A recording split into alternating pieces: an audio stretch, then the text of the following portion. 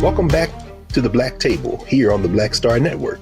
This is our weekly hour devoted to exploring ideas and subjects of special importance to people of African descent and to others fighting to build a better society. I'm your regular host, Greg Carr. Very happy to be with you, and thank you all for the growing viewership. We're really happy and excited about the Black Table and all of the programs here on the Black Star Network.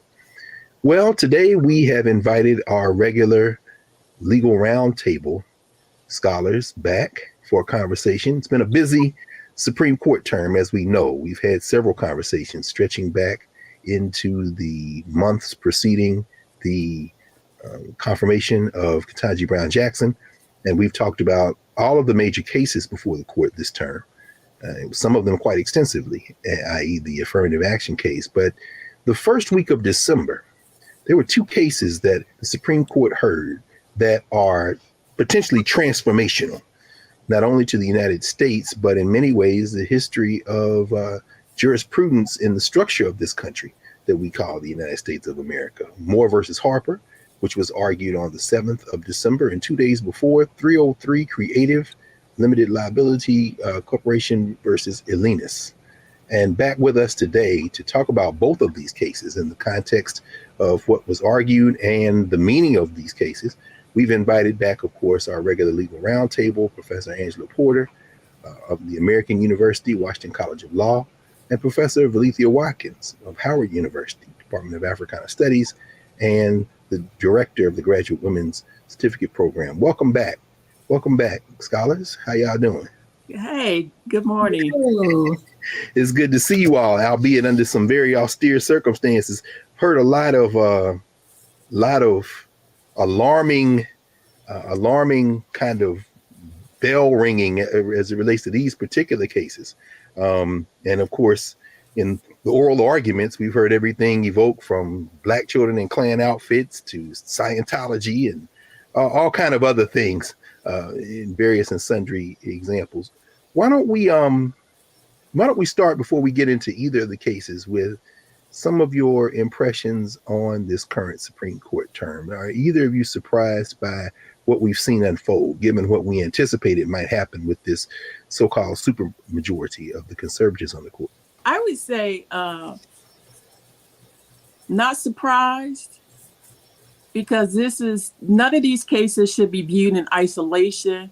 We need to always connect the dots, and this is a part of a comprehensive movement, anti-democratic movement that is at the base a power struggle about how this country is going to organize itself going forward. And so at the heart of this power struggle is this attempt to concentrate power into the hands of one political party that has demonstrated since the January 6th election, if not before, that it no longer believes in democracy.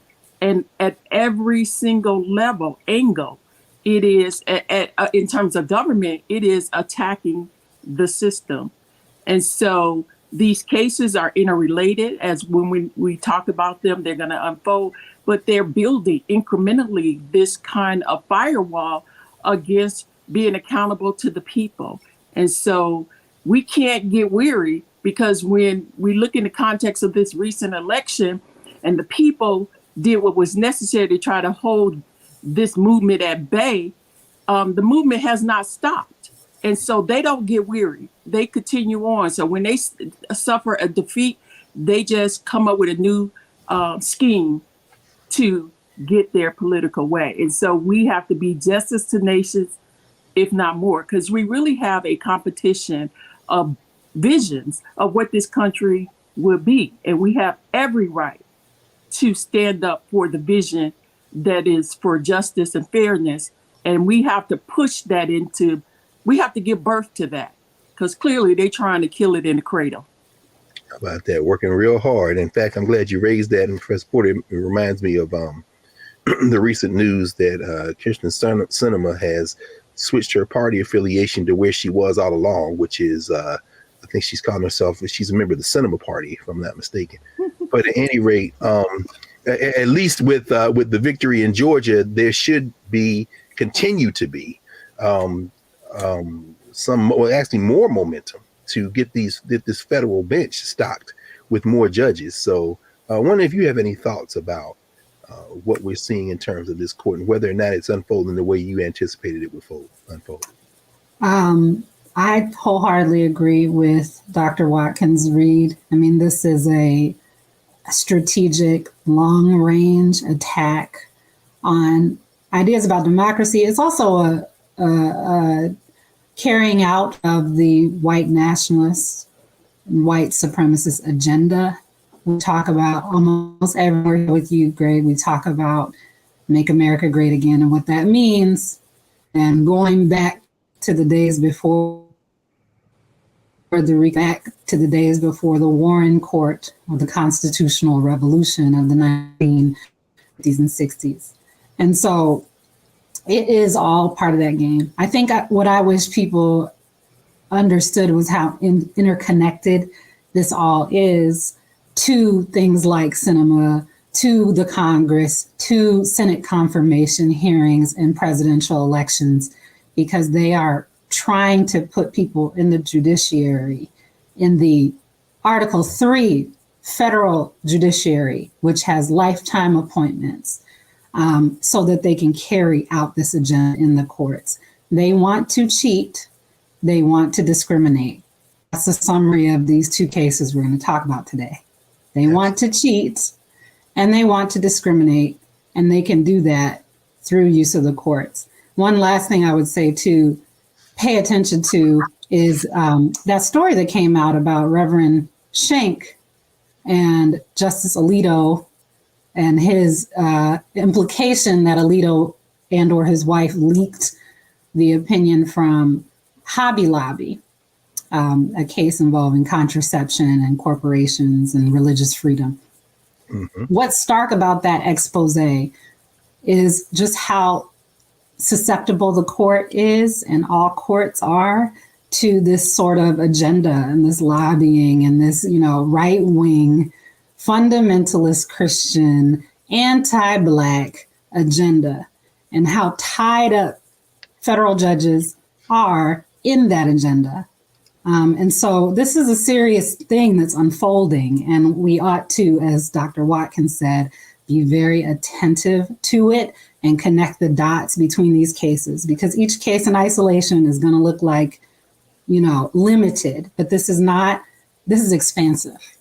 Absolutely. And this is, I'm glad you raised that as well. I mean, the headline grabbing with Clarence Thompson's wife, Jenny, and the kind of sensationalist kind of things that grab the headlines are one thing. Of course, Kavanaugh going to parties and cavorting with a bunch of people whose politics are fairly disturbing to the majority of people in this country, it appears to be. And Alito, of course, with his own challenges there, inviting these folks over to his house, and then these opinions get to somehow mysteriously get leaked. All of those things are very disturbing. In the context of what we're talking about today, I wonder if either of you, in thinking about these two cases, have any pushback against the way, particularly Moore versus Harper, has been characterized. I've seen it characterized as the single most important case for United States democracy. And it threatens to undermine, perhaps even obliterate the idea of federalism, and certainly this independent state legislature theory that has been floated, which, correct me if I'm wrong, at least if it didn't make its debut, it made its most kind of virulent appearance with William Rehnquist in a case that the Supreme Court said you should not use this case as precedent. And then here it is, surfaces again, Bush versus Gore. In our next block, we're going to dig into Moore versus Harper, but I'm wondering if you all could set it up a little bit and kind of place this case that isn't Jenny Thomas and January 6th, isn't Kavanaugh at parties or Alito inviting people over and potentially leaking opinions. But, while we're looking one way, is this case as important as it has been characterized by those in the legal community? Well, I would say that, again, none of this should be looked at in isolation. I mean, Shelby County is equally, if not more important, because, people. The Alabama voting rights case, yes. Yeah, Shelby County versus Alabama, Shelby County, the 2013 decision that gutted the Voting Rights Act, Section 4, But also, again, when you connect the other cases where he said, okay, don't worry about section 4, you got section 2. And then the later cases that, oh, well, section 2 is weakened and gutted.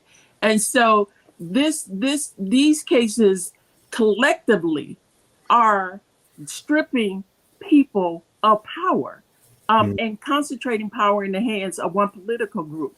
So it all matters. This case will matter in ways that when you talk about, it's not just the case, it's the whole structure. The Electoral College is what makes this possible as a potential way to circumvent the voices of the people. Yeah, I would add, I would say, we're talking about Moore v. Harper. This case is crazy. Okay, I just want to lead with that. This case is straight up crazy, and it is connected, as Dr. Watkins said, and we will talk about how it's connected.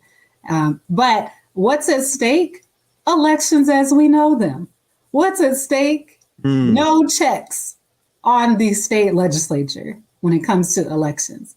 And we already done seen how the state legislatures been acting up. We already have a prelude for what they are chomping at the bit to do. And so you want to remove a check on that? You can only imagine. I mean, we're talking about the lines in Georgia. We're talking about early voting, when you can absentee vote. We're talking about when you have to show voter ID. We're talking about who and how these districts, who gets to draw these districts, how they get to draw these districts. We're talking about whether state legislatures can violate state constitutions. And with this theory, the answer is yes. So we'll come back to it, but I will say I agree with the media's portrayal of this case as being utter insanity, because it is. Well, let's pause here for a moment. And while we're pausing, encourage folks to download the Black Star app and to look at the previous legal roundtables, because you all have laid out a roadmap for us how to think about American jurisprudence, certainly over the last several generations. And if you go back and look at that as part of the conversation we've been having ongoing, it sets us up perfectly for the conversation we're going to continue today. Back in a moment with Professors Valencia Watkins and Angela Porter here, the regular legal roundtable at the Black Table. Back in a moment.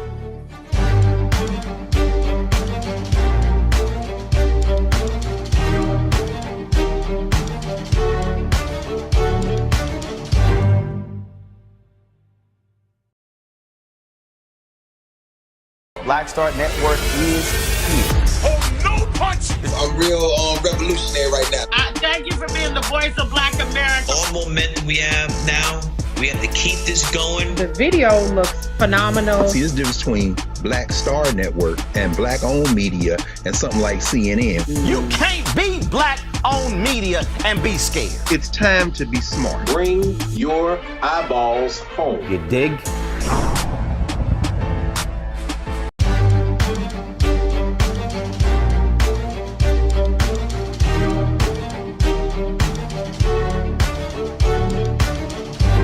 Welcome back to the Black Table here at the Black Star Network. I'm Greg Carr, your regular host, with Valencia Watkins and Angela Porter. We're discussing Moore versus Harper and 303 Creative versus Elenis. What is this North Carolina case, and what is an independent state legislature theory? This is the Moore versus Harper case. Of course, it was argued on the 7th of December this year. What are we talking about? What are the facts of this case?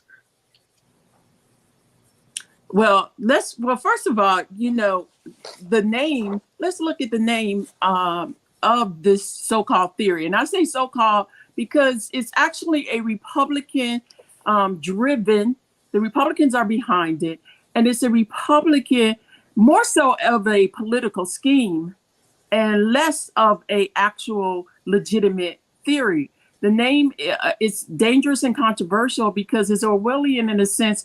Let's talk about independent, the state legislature being independent from who and what?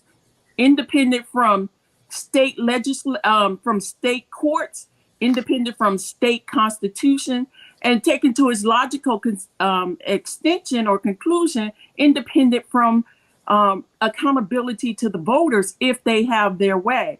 So this so-called theory would virtually eliminate judicial review at the state level relative to these decisions. I mean, it's trying to cut out the other state actors, the courts in particular, and accountability to the state constitution, and saying that the only check will be on them is the federal law and Congress. But in reality, going back to this North Carolina case, it is a partisan gerrymandering case. It is a case where North Carolina is virtually 50-50 Democrat Republican, and the Republicans used the 2020 map to allocate in its congressional voting maps a outcome that would have led to them taking 10 seats out of 14.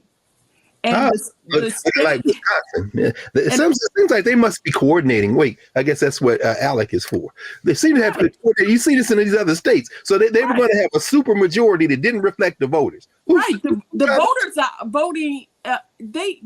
Democrats are getting more votes, but the Republicans are getting more seats. You're seeing that in Wisconsin. Who's going to check them? Who's going to check them in North Carolina? At the point, the state Supreme Court checked them.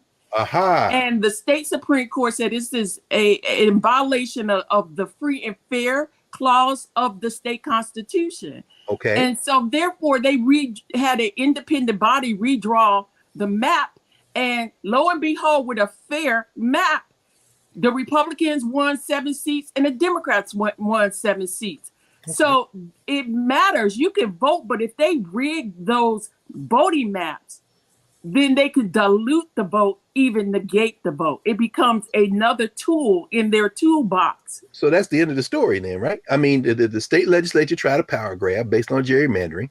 The state Supreme Court, interpreting the state constitution, said you can't do it. It's not constitutional by the state constitution.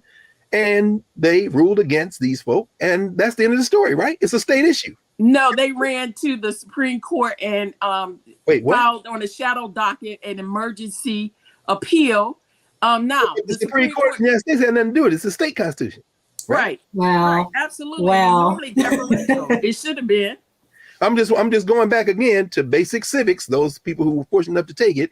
State constitutions and federal constitutions. What is it called? Dual sovereignty or something? I mean, they're not supposed to interfere with each other unless what? Go ahead. Well, this is the central issue of the case: is federalism. This idea of what y'all are grappling at is what is the relationship between the state government and the federal government? Yeah. And because there is an elections clause in the U.S. Constitution, this is what they're hooking this whole theory on. Article 1, Section 4, the elections clause, saying that the states get to draw maps, not just for their own elections, for the the U.S. legislature. It has a lot of the time, place, and manners of holding elections for senators and representatives shall be prescribed in each case, in each state, by the legislature thereof. Right. So that's very simple, straightforward. Right. But I guess what I'm saying is because that's in the federal constitution, it creates a federal question. And that's a jurisdictional thing in the courts. It means they can go to federal court to talk about this federal issue. And that's why they could go to the Supreme Court. That's why we're talking about this in federal court. So they're in the court, they're in the federal courts because it's a federal issue, but in the federal constitution, it leaves it up to the states to do that. Right? Yes, so and the states should be able to check their legislature. Right. It's turning on the word, what does the legislature mean in the context of the election clause? And as Neil Katyal has said,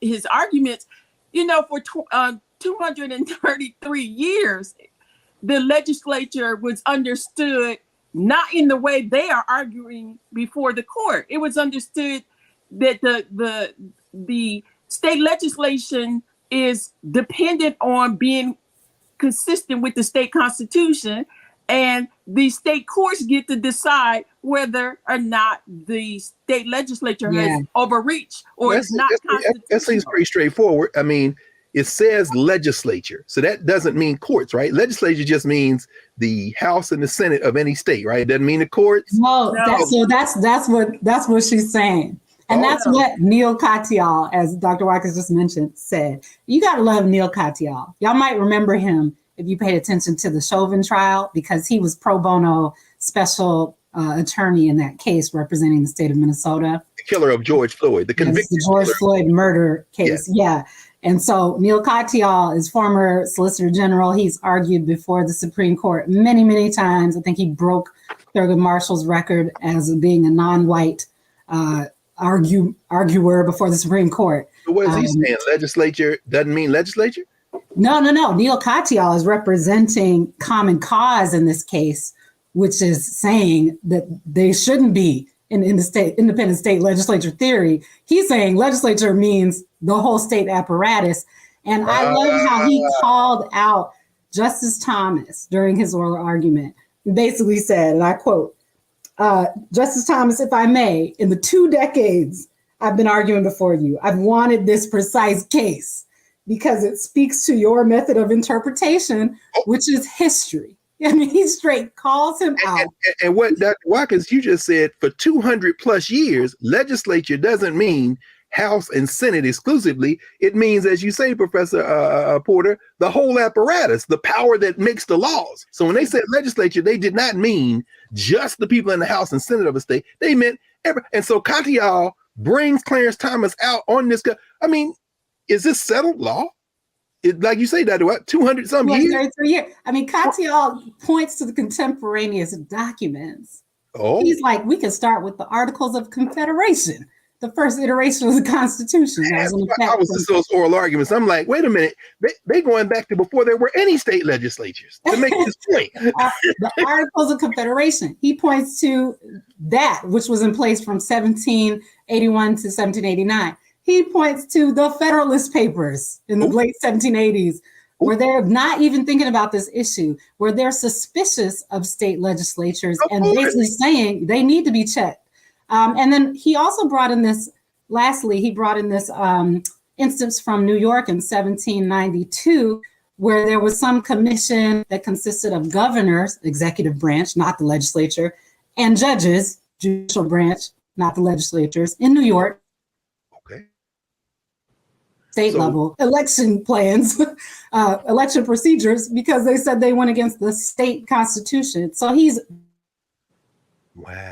drawing all these things from history, saying, since you love the founder so much, Clarence Thomas and friends, why don't you look at what they were actually doing? Because they were not doing this. Okay, well then, and there it is. I mean, as recently, if memory serves correctly, it's 2015. This very Supreme Court they're sitting on affirmed that this does not mean just legislature. So, okay, so where are 2019?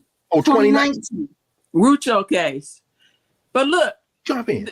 But the point is also to add to what Professor has just said is that they're saying that they are not being consistent with history, the text, and precedent, their own Supreme Court precedent. And we're not talking about precedent from the 19th century per se. Yes, that, but their recent precedent. So this court is so cavalier, so disregarding of precedent. Precedent does not matter. This is judicial activism at its worst. They are truly functioning as an arm of the Republican Party. They are disregarding their own precedent. They are disregarding things they said 5 minutes ago. Well, that's you know what? Let's pause here, and we come back. We're going to continue right in this vein, and I want to ask both of you to walk us through where this theory is coming from, as absurd as it sounds, since it seems to fly in the face of all the precedent and all the history. Where are they drawing from, and what are they arguing, and what are the implications? So we'll be back in a moment here at the Black Table with Professors Angela Porter and Valethia Watkins, our regular legal roundtable. As you can see, we are deep into discussion of Moore versus Harper, argued on the 7th of December this year. Back in a moment here at the Black Table.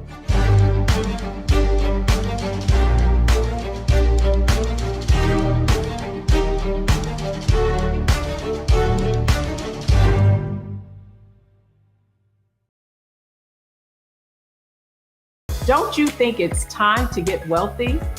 I'm Deborah Owens, America's Wealth Coach, and my new show on the Black Star Network focuses on the things your financial advisor or bank isn't telling you. So watch Get Wealthy on the Black Star Network.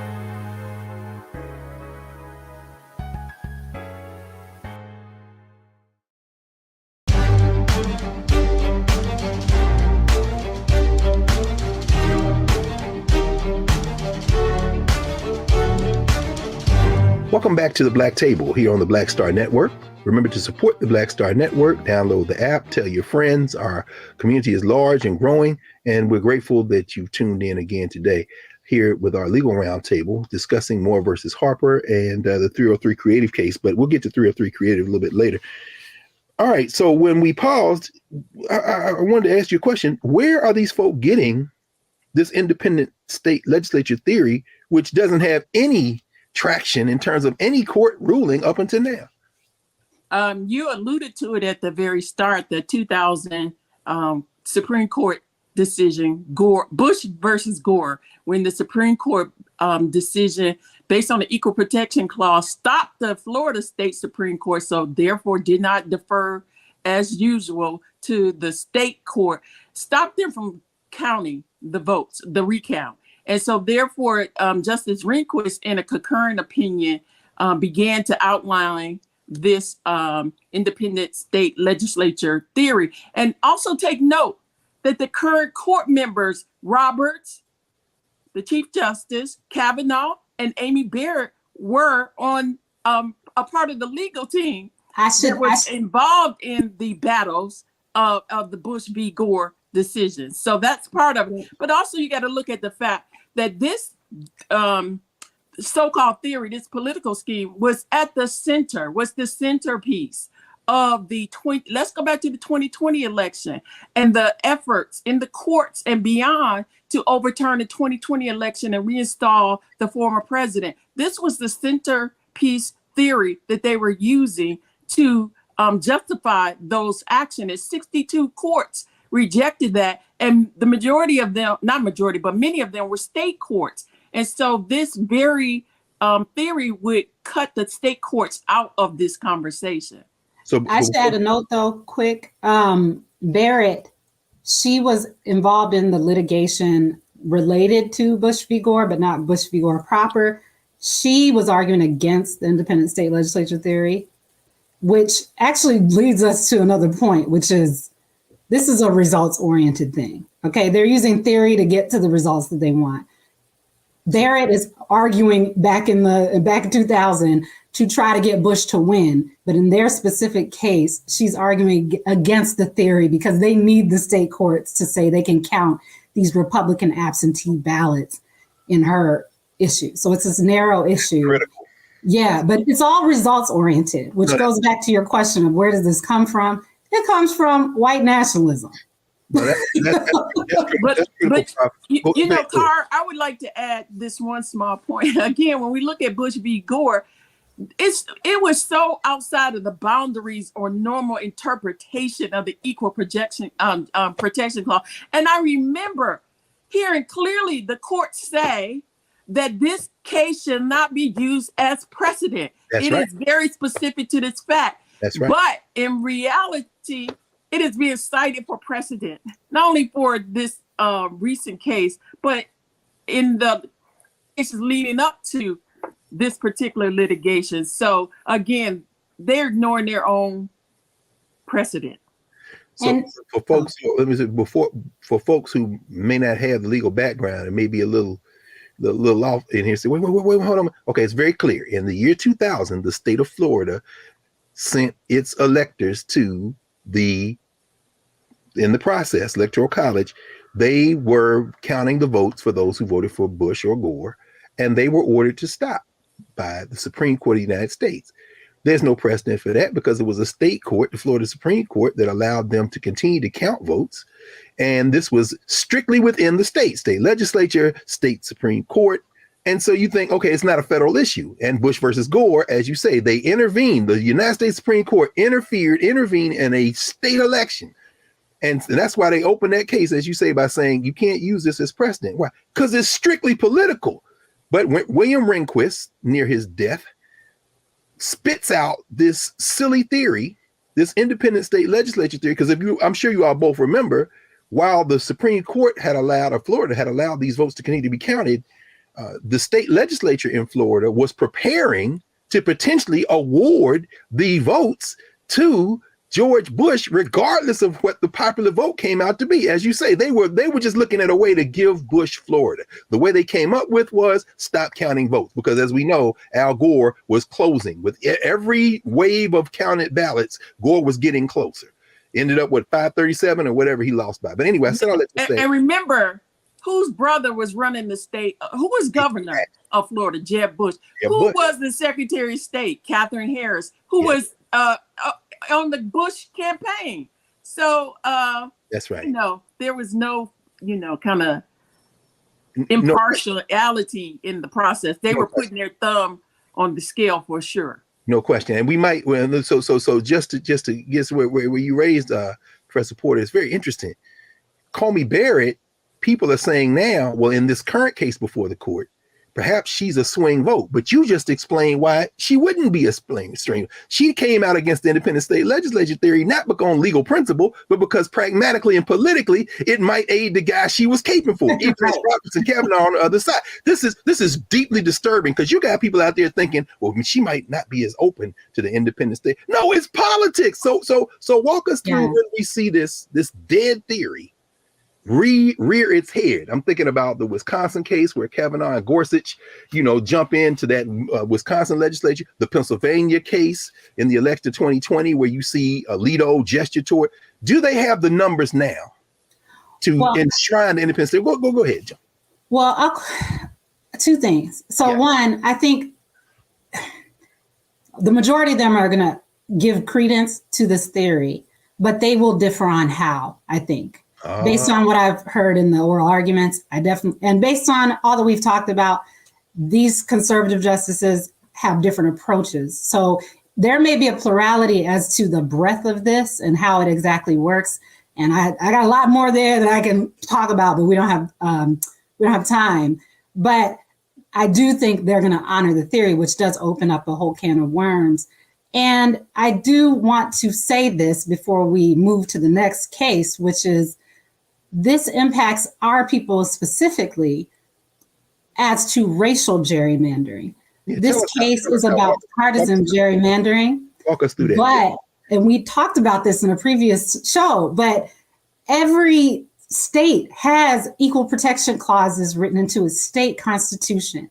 There was a moment in the oral arguments where Kagan said, hey, this theory you're talking about gets rid of checks and balances. And the petitioner's lawyer said, that's okay because federal checks apply. You still have the Congress and you still have the VRA.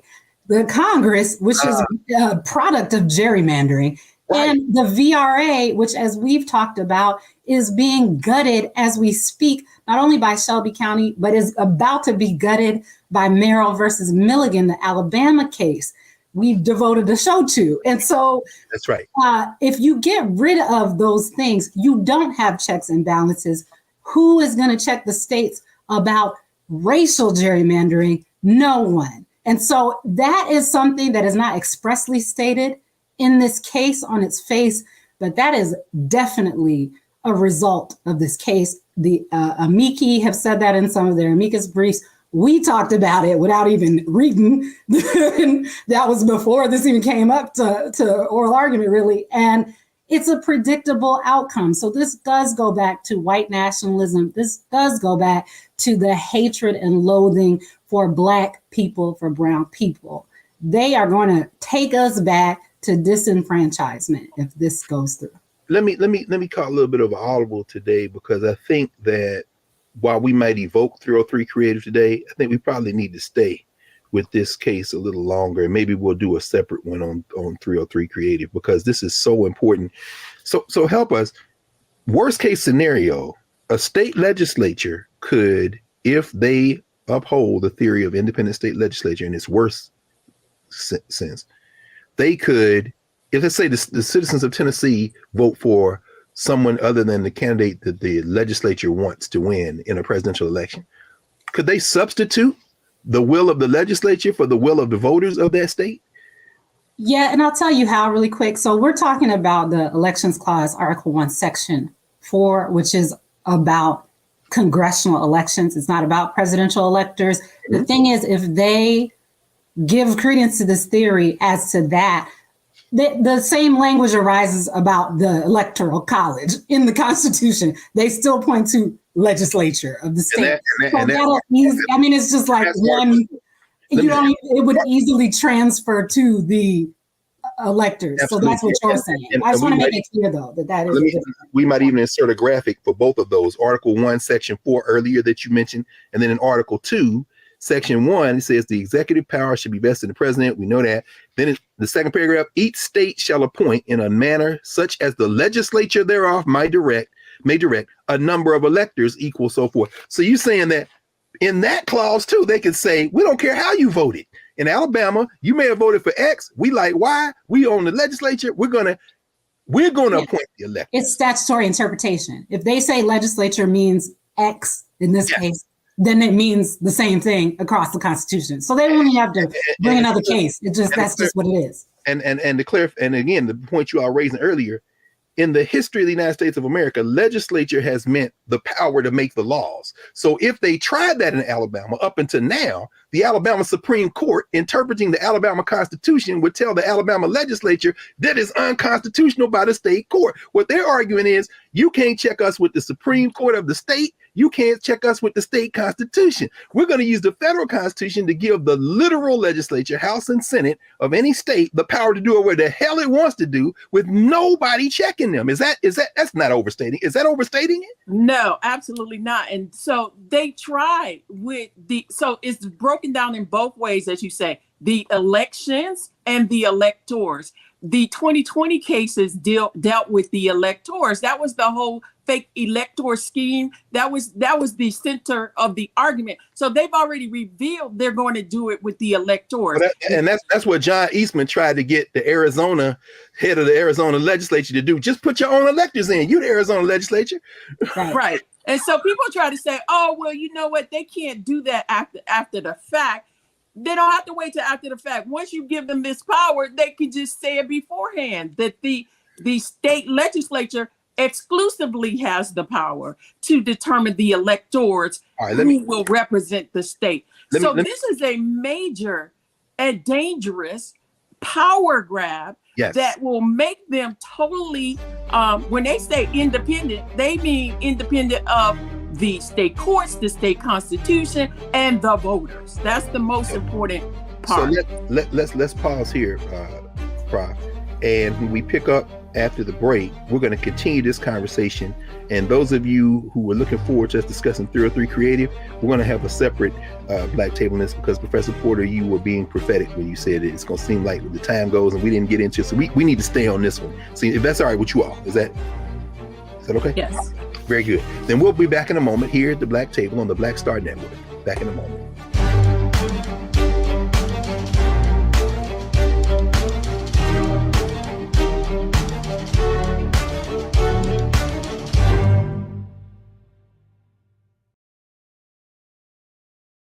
When you talk about blackness and what happens in Black culture, we're about covering these things that matter to us, speaking to our issues and concerns. This is a genuine people-powered movement. There's a lot of stuff that we're not getting. You get it, and you spread the word. We wish to plead our own cause. Too long have others spoken for us. We cannot tell our own story if we can't pay for it. This is about covering us. Invest in Black-owned media. Your dollars matter. We don't have to keep asking them to cover our stuff. So please support us in what we do, folks. We want to hit 2,000 people, $50 this month, raise $100,000. We're behind 100,000, so we want to hit that. Y'all money makes this possible. Check some money orders. Go to P.O. Box 57196, Washington, D.C. 20037-0196. The Cash App is $RM Unfiltered. PayPal is R Martin Unfiltered. Venmo is RM Unfiltered. Zelle is Roland at RolandSMartin.com.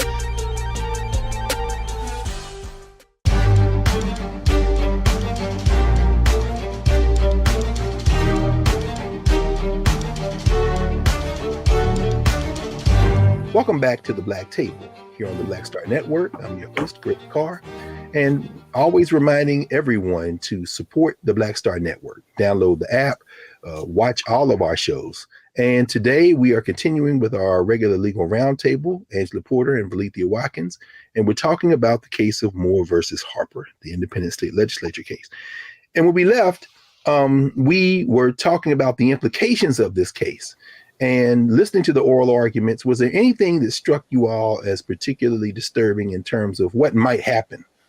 What might happen should the independent state legislature theory, which would unleash potentially state legislatures around the country to do whatever they wanted when it came to federal elections with no check from the Supreme Court of their state, from the state constitution, or from the federal constitution, what are the implications of a ruling like that? Well, you will on its face have elections, but will they matter in the sense of the amount of disenfranchisement that is going to take place, the negation of the will of the people, the unaccountability to the people? You're going to have the negating of a number of state laws. You're going to have if they want to come in and make all kind of capricious and arbitrary rules, like, hey, no voting on Saturdays, no early voting, no, mail-in voting, no, whatever they want to do. There's nothing constraining them. So we already see with the limited constraints that we have in place now, their desire to put in place a whole stream of suppression laws. It will just be on steroids if this is allowed to go forward. And you're going to have chaos because you're going to potentially have one set of rules for state election and another set of rules for federal election. And so don't go past that one quickly, but help us with. So you're saying in a state, let's say the state of Florida, you have state elections that will be governed by the state constitution and the state Supreme Court. In a federal election, that will be governed by the state legislature and nobody else. Is that what you're saying? Absolutely. And, at KBJ, Justice Jackson kept making the argument, how is it that the state legislature is viewed as separate from the state constitution, which is the document that brings it into existence? So how can you separate the two? And you can't have this without judicial review. So it would really just turn on its head all of the rhetoric about, democracy, checks and balance, free and fair election, one person, one vote. All of that will just be like in another country where you have like Russia or the Soviet Union, you have the appearance of election, but somehow Putin always get 90% of the vote. And I'm not clear that represents the will of the people. Professor Porter, you have any thoughts about this? I'm just thinking about the fact that there will be states, and I don't want to speculate, but let's say California, New York, maybe Pennsylvania. It depends, because we saw in the 2020 election, Samuel Alito was hot for the idea of independent state legislature. He was talking about setting aside. I think this was with the mail-in ballots. And the audible that was called in Pennsylvania to extend the count for mail-in ballots. But I could see some states saying, we're going to play by our rules and allow our state constitution to take charge and and then other states, say Mississippi, Louisiana, I don't know, where that won't be the case. I don't know. The United States didn't face that during the Civil War. I mean, is there any precedent for what we might see if they allow this independent state legislature theory to become law? No. And I think one of the interpretations of the theory, so remember how I said the conservatives sort of differ on how they all like it, but they differ on how it would work. Yeah, please help us. One of the interpretations that Kavanaugh, Roberts, and Coney Barrett, I think, probably seems to favor is this idea that the state courts could very narrowly, in some respect, review what the legislature is doing per elections, but the federal courts check those courts. And so that actually shifts the check to the federal system, which they love because that they got their people in there. including them, the Supreme Court. So it actually could potentially inflate the role of the Supreme Court in state elections of federal. Am I missing something? Or if that is the case, that narrow interpretation, have these three, counting Roberts, would they have finally realized the dream of Bush v. Gore, which they said at the time because they couldn't bring it off? Don't use this for precedent. 22 years later, though, we're gonna make Bush versus Gore the law of the land. We're just gonna reach down into the states, do whatever the hell we want. Right. And that's the difference between actually the idea of precedent and just what is persuasive. This is the power of concurrences, like Rehnquist's concurrence. This is the power of dicta, which is an opinion like that says it's not precedent. What that means, Professor Porter. But law students pay particular attention to what you're about to hear. Go ahead. Well, a concurrence means that you as the justice agree with the result, but you have differences on well, you can concur in different ways. You can concur in the result, but you have differences in your reasoning to get there. And that's what Rehnquist is doing. He's saying that we should use the independent state legislature theory to get here with this result in Bush v. Gore. But I'm going to go for the outcome, but I'm going to slip this little theory in, which I don't have the numbers for yet. But one day. Yes. And when you read these opinions and when you listen to these oral arguments, you got to be thinking on that level too. And I know we'll come back to this when we do 303 creative, because it really is at play here. But what the justices are doing is they're speaking to, posterity. They're broadcasting to conservative think tanks. They're broadcasting to right-wing judges and lawyers. So they're like, hey, we may not have won the battle, but we can win the war. And here's the plan. Go carry it out. That's essentially what Rehnquist is saying with that theory. And that is what they could say here with whatever they come up with. It's like, hey, we got this far in this case. Now y'all bring us another case based on the theories we're talking about in our opinions. Which goes to what you said, Professor Watkins, at the very beginning. Inch by inch, by being disingenuous. This check is here. Now y'all got a case coming for that. You got a case coming for that. Go ahead. Yeah, I was going to say, again, connected. So in Rucho in 2019, he says partisan gerrymandering, and by he, I'm talking about Chief Justice Roberts. He's saying partisan gerrymandering is a political question that should be dealt with at the state. It is beyond the federal bench. And now, 2 days later, a couple of years later, they're saying now that potentially that under the light version of the theory, that now it is in that narrow interpretation that it's going to be the federal court overseeing the state courts. So first of all, it's upsetting federalism because it's upending deference to state interpretation of state constitution. Secondly, they've already demonstrated an unwillingness to deal with partisan gerrymandering. So if they're left to be the wolves guarding the hen house, the hens are in trouble. And then thirdly, this whole scheme, the Brennan Center makes this point, and so does Michael Ludick, a very respected, prominent Republican, respected by the Republican, of a lot of these people.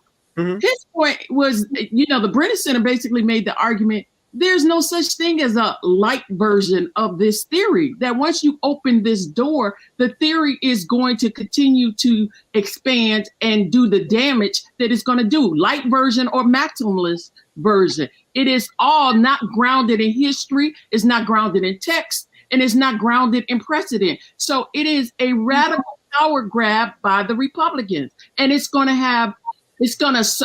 trying to soften the ground for 2024, what they could not accomplish in 2020, what they did not accomplish with the January 6th insurrection. Remember, they don't give up. They don't die. They multiply in the sense of new schemes to achieve the result they want to achieve. And so this, along with election denying, along with threatening election workers, along with running candidates who are election deniers, along with voter suppression, and ultimately, in the end, the backup plan is the conversation that Marjorie Taylor Greene was having, saying, hey, if I planned the insurrection, me and Steve Bannon, we would have won and we would have been armed.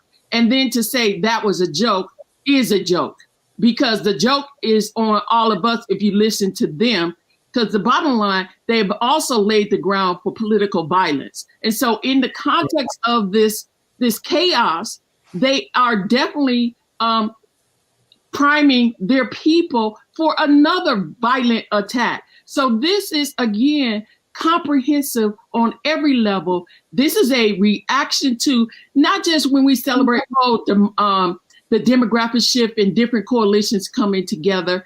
This is a notion that we are a people in power and we intend to stay in power or we will burn it down. Thank you, Professor Watkins. And in fact, that's a perfect segue in some ways to the 303 creative case, which we'll talk about next week. We'll reconvene the roundtable for this. But as we walk from Moore versus Harper, the creative LLC versus Alennis, Professor Porter, it seems to me that the states' rights arguments, which used to be the white nationalists, it seems now that once they've seized the federal apparatus, it's really, as Professor Watkins said, about power.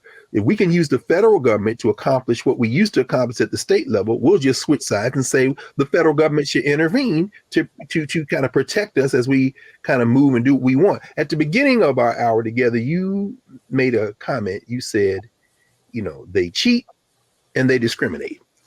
Yes. Wondering, it sounds like they're doing that more versus Harper, but would you set up 303 versus Alennis, which we'll talk about next week? Yes. So 303 Creative is about a website developer who wants to discriminate.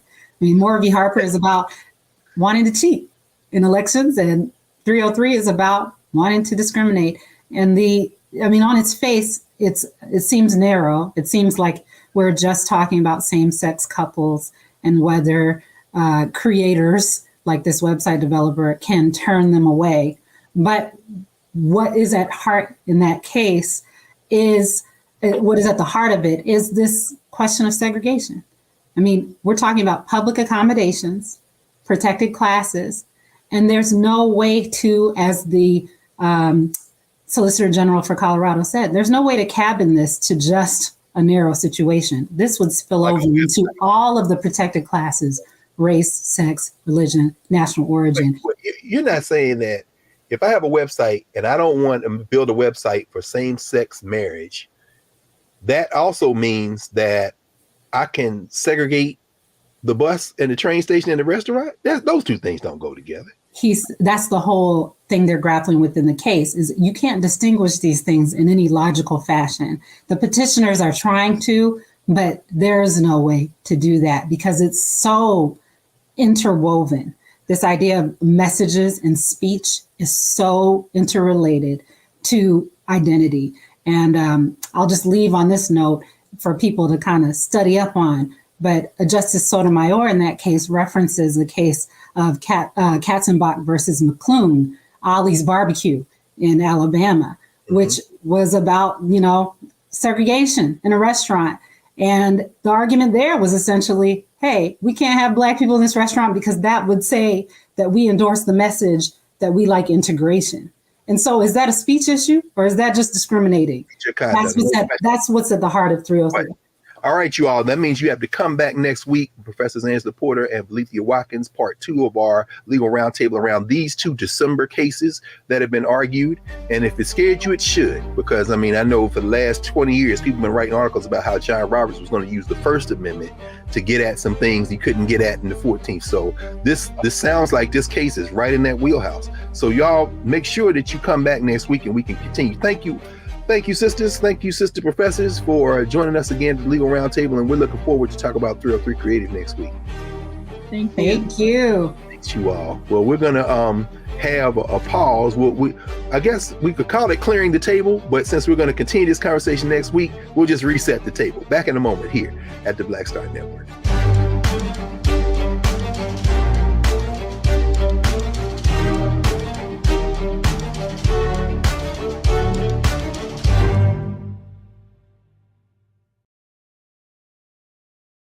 Hatred on the streets, a horrific scene, a white nationalist rally that descended into deadly violence.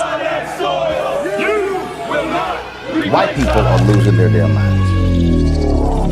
Some names angry pro-Trump mob stormed the U.S. Capitol. We've seen shootings. We're about to see the rise of what I call white minority resistance. We have seen white folks in this country who simply cannot tolerate black folks voting. I think what we're seeing is the inevitable result of violent denial. This is part of American history. Every time that people of color have made progress, whether real or symbolic, there has been what Carol Anderson at Emory University calls white rage as a backlash. This is the rise of the Proud Boys and the Boogaloo Boys. America, there's going to be more of this. Here's all the Proud Boys, guys. This country is getting increasingly racist in its behaviors and its attitudes because of the fear of white people. The fear that they're taking our jobs, they're taking our resources, they're taking our women. This is white fear.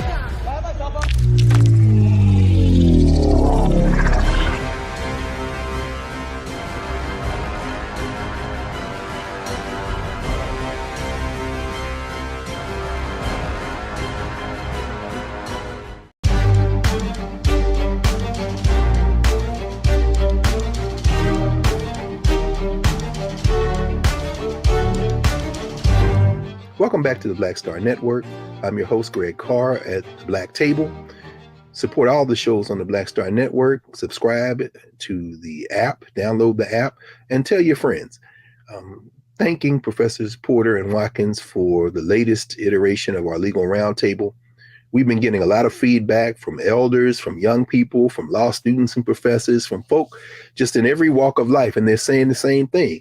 This is the kind of information that helps us understand what we face in the world and how we can come together to intervene to create a better world, not only for ourselves and our children, but beyond the borders of the United States for everybody. So we'll see you next week when we continue the conversation with 303 Creative versus Atlantis with Professors Porter and Watkins at our Legal Roundtable. See you next week here at the Black Table.